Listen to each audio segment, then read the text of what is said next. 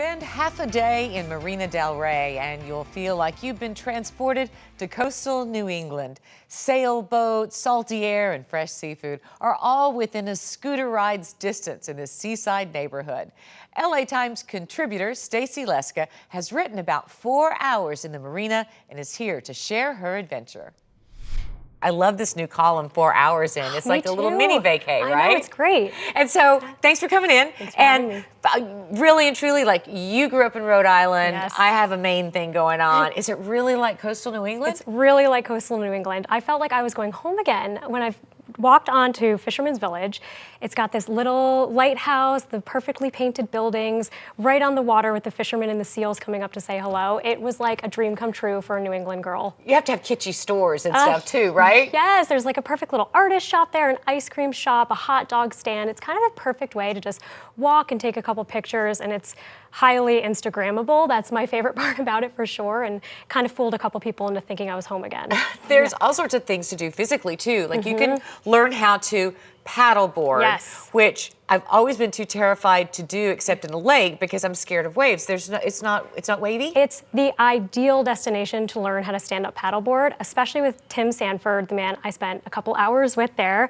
He's the owner of Paddle Method. Tim is certified beyond belief somehow from the Surf and Stand Up Academy, which is a real thing. That's a real thing. Yeah, and he's a true expert. He's a true waterman through and through, surfs every day of his life, has done multiple crossings of the Pacific on his sailboat. So he's kind of the ideal guy to learn from.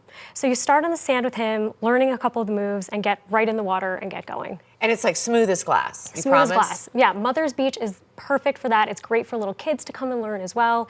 The only thing you have to be cautious of is in the summertime, the stingray population will explode. So shuffle your feet as you go in and you'll be fine. All right, now after you've burned off some calories, you've got to go refuel, right? Yes. Cafe, is it Buna? Buna. Ah, it's so delicious. It's beyond.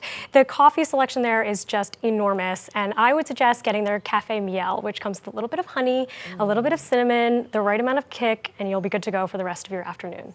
And Fisherman's Village, is that just shopping, or is that also eating and drinking? So there's a couple of great restaurants and bars there as well. I definitely suggest if you can stretch your day a little bit longer and stay for sunset. It's a good spot to have a little sunset cocktail, a little romantic evening together. So it's great for that as well. And all you need to do is hop on a Bird, a Lime, whatever scooter is available for you that day, and you'll be over in 5 minutes. What made you want to go here? I live in Venice. So I live in the town right next to it, and kind of gets a lot more attention than Marina del Rey. Marina del Rey is a mile and a half long, that's it. But it's this kind of perfect little paradise for a getaway, even for people living in Venice or Playa del Rey. And you feel like you're in a totally different town, but it's a 5-minute drive. Another food place you mentioned in your article is a place called Salt. So good. It's right in the Marina del Rey Hotel. If you walk straight out past the pool, you'll have this beautiful view of the harbor.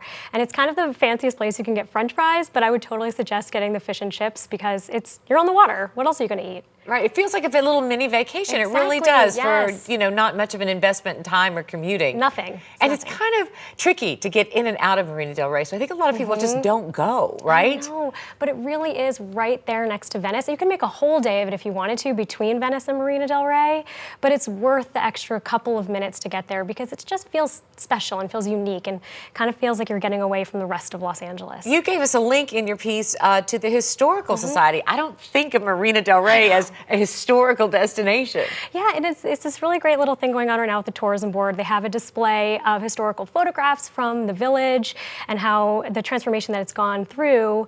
And it's kind of the best time to go too because there's been rumors for years that developers want to come in and redevelop Fisherman's Village. So go see it before it changes into a more modern landscape to kind of transport you back in time in Los Angeles. I love it. Yes. It's a lot easier than getting to New England. 100%, a lot short of a flight, that's for sure. Thanks, Stace, for coming in. Appreciate it. For more details on all of the stops on Stacey's half-day getaway, visit latimes.com/travel. And stay tuned for more 4-hour adventures throughout the summer here on LA Times Today.